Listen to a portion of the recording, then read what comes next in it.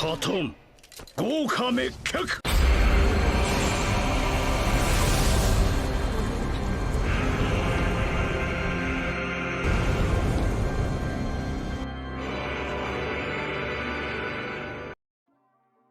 What's going on, YouTube? Back with a review for Smite 2 again. They dropped this yesterday, like 20 hours ago. I didn't see notification till late, so I'm gonna check it out. I know everybody's already got videos out for it, but thought I'd throw mine out too. It's a 5-minute video. It's the Smite 2 dev team talking about the Conquest, the future of Conquest. So let's take a look. My name is Matthew Barkis, and I am one of the level designers on Smite 2.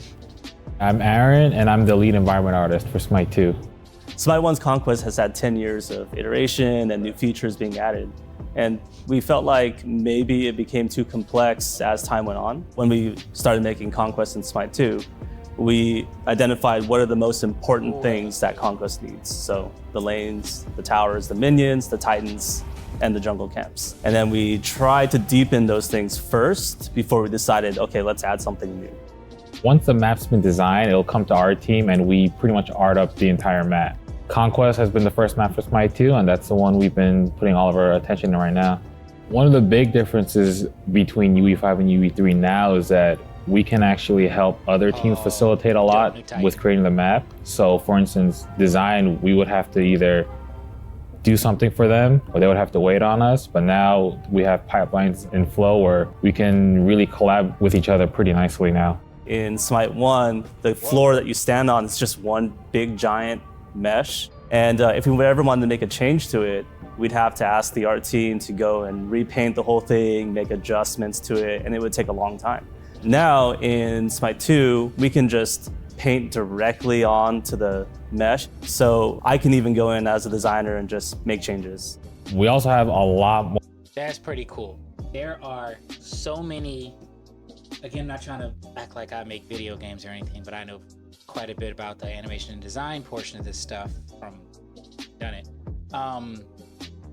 That's insane because there's little bugs in Smite. Like I remember there used to be one years ago, like maybe 2-3 years ago, where if you're in middle lane and you hook around one of those walls on the left, this is before they even had the giant thing that you can get on the left part.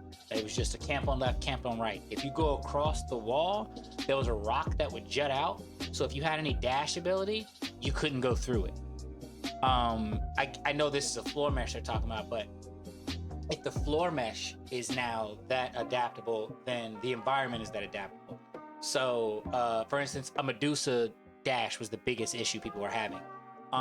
You literally, it was like that same wall was copy and pasted around the map and just stretched differently. They weren't all different assets. It was the same asset. They just copy and pasted. So moving it around screwed a lot of people from trying to dash around. You literally get hung up on the corner of the wall and be stuck there from your dash and get screwed and killed. So knowing that that isn't like a wait for a patch in like 2 months, because it's gonna take, they just said how many teams are involved to have to, for them to even be able to change what they want to change. So now that makes those little teeny bugs so much easier to fix. I get we don't have those problems now, but it happened. If it happened once, it can happen again. That's just the way games are. So it's good to know those reaction times to that for them is a lot quicker and smoother with the different ways they can pipeline fill the problems. More freedom with the amount of stuff we could put on the map. And not only can we put more stuff in, but we can also make it run better, smoother for all the players so they can really enjoy it. We definitely want the environment to have an impact on some of the gameplay, and it should make it a pretty dynamic experience. So there's a lot of different ways you can interact with the map. We have a new interaction system where you press a button and you either pick something up or you channel onto it and something happens. So we have jungle buffs from Smite 1, but now instead of walking over to pick them up, you have to press the interact key. The nice thing about this is that new players oftentimes pick up a buff accidentally, but now it's intentional that you... Later in the year, last year, the buff change. Oh, that's a weird pause for his face. The buff, beginning buffs changed to where, like, it used to be mage and mid would go and help solo get the white camp and the yellow camp, and the white camp and the blue camp, and then they would split apart, and then mage would go to blue, or mid would go to blue, and that's when the jungle would come over and help. Then it changed to Now it's yellow goes to white from the mid, and then blue goes to white from the solo, and y'all attack all 3 camps at once. That doesn't change the buffs that are getting, I mean, that changed the buffs that are getting dropped. Like if a person, like you just said, if a person's new and you're just attacking the white XP camp and the blue mana camp with solo, you would just drop the solo mana and they just take it and go. There's no really screw up there. But now that you're grabbing speed and mana, I myself, I'm not a veteran at Conquest, but I'm playing Smite for almost 10,000 hours, so I still would run into that shit. I would make the mistake of which one has the lowest amount of health and is about to die, so when it gets bursted at the last second, when that thing drops, that's it. Whoever's over or touching is yours now. And I did always hate that because it happened frequently, because I've been playing solo a lot more lately, and maybe not as much, but it happens every now and then for me now. Either way, it happens for people enough to where they said, well, we need to make this something that you can go and pick up. Yes, it may slow you by a quarter of a second, but generally you're not doing camps while getting attacked. There's no strenuous or bad thing happening to you, or possible, well, you always get ganked, but you know, just generally you're doing camps when you have the quick time to shoot over and do your camp and come back. So it's just nice that you have that extra layer of security in case. Pick up the buff. There's a lot of new jungle buffs in the map. We reworked all of them to be different for Smite 2. And in addition to them all being new, the jungle camps now level up when you kill them. So when they level up, the buffs that they give out are better. And we have a little help tip in the game to show you what they give, but they're really powerful. And we hope that people fight over them. We love seeing people invade to try and get these jungle buffs. Buff camps will be changed a little bit. You should be able to recognize them when you do play with the minions that should be in there. It'll be a new experience without being completely unknown. This sounds A couple sick. other things you can interact with. Them leveling up means more XP, better buffs, which means way more fights for jungling. You know, that XP that people don't sometimes go get when they're supposed to. Like I was mid for years, and I still sucked at rotating to that mid XP on the right or the left to go get it when I was supposed to, whenever jungle would rotate in. So that would screw me a lot. Now, like you taking away time from not doing that, you waiting to do that, screws you, because now you gotta wait longer to level that thing up for when you're doing it. Same thing for your damage. If your jungler's not over there, you can go start your own damage and pull it in the tower if you need to, but generally you should be able to clear it, go back. The longer you're waiting to get those rotations on your camps, the more advantageous it is for the enemy team to do it quicker, because now they're going to get more levels, more XP, more gold, and better buffs from theirs than you are. The doors outside your base, right now in Smite 1, when you walk through, they automatically open, but you can't open it from the other side.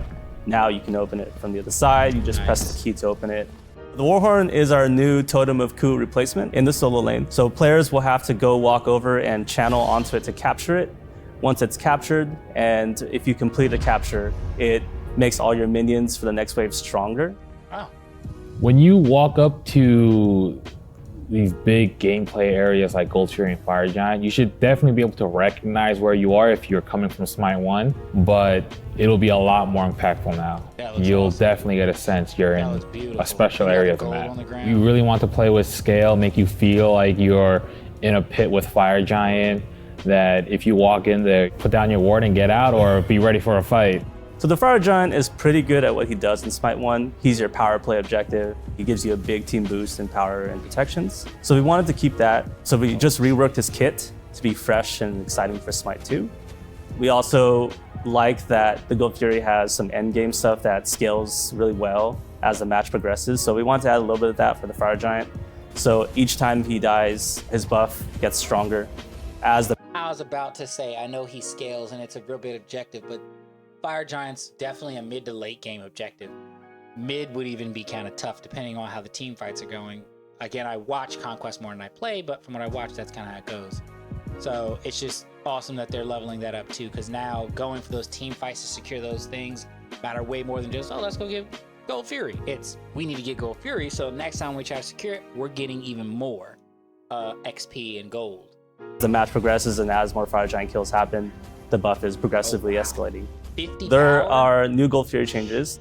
We know that Gold Fury is really important in the early and mid game. We wanted to add something there so that she's still worth taking in the end game. Now, when you defeat her, she gives you permanent team effects, Permanent. and she has 3 of them. Once you get all 3, The Gold Fury then transforms into the Ancient Fury. That's dope. And this Ancient Fury will then start turning off all the towers and phoenixes when you defeat her. What? We're just excited that everyone will be able to play Smite.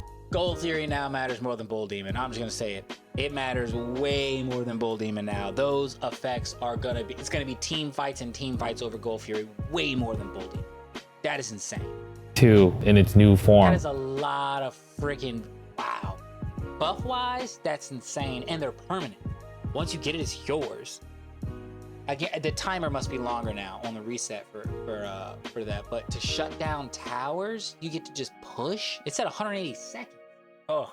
Smite 1 has been going on for a long time now, and I feel like this change is the only good things are going to come out of it. I am so excited to let players play the new Conquest. We put a lot of new stuff in, and we hope they like it, and we're really excited. That was awesome. That is definitely going to shake up Conquest. I definitely have to get more into it. I've been pushing solo hard because I'm not going to lie, carry is one of the easiest roles you can have. And that's pretty much what I played, carry or mid. Mid became, 2 years ago, I really went heavily into mid. So I've been playing mid mostly since then, maybe 3 years ago. And I understand mages more than anything. That's my number one type to use. And mages are 90% of the time, they're going to be mid. But now this is really going to just... Smite 2 is just going to shake everything up. Because now, it doesn't even matter. Magic damage, physical damage, that's all thrown out the window. So it's going to be a lot more interesting to see what does best in what lanes in Smite 2 versus Smite 1. But while I was saying it's easier to play carries because you don't need to rotate as much, mid gets rotated on more than they're rotating, and if they are rotating, it's generally to solo. Solo is just solo. Solo, I didn't say solo was the easiest, even though technically, I guess, how you play the game, you don't ever leave fucking solo lane unless your enemy leaves. That technically would be easier. It's just, it's a 1v1. It's much tougher. I know mid is 1v1, but you have jungle rotations more.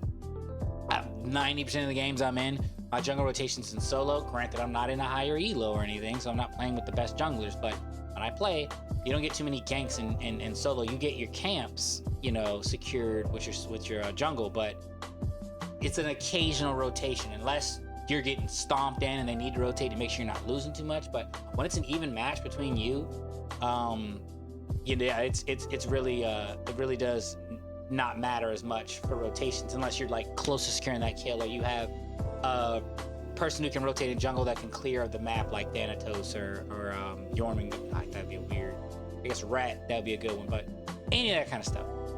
He's really gonna shake it up. I'm really excited. I gotta get more into Conquest to know my roles. Roles aren't gonna change.